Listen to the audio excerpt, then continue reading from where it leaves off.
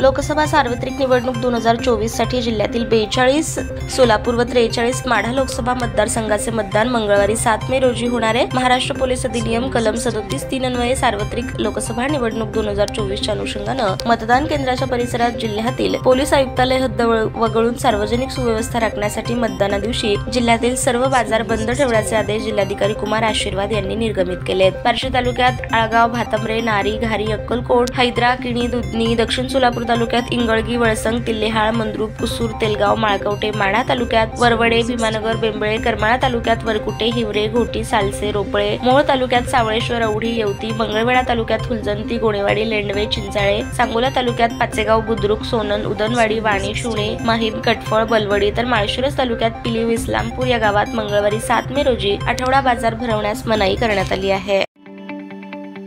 ताज्या बातम्या पाहण्यासाठी प्राईम महाराष्ट्र न्यूज चॅनलला सबस्क्राईब करा।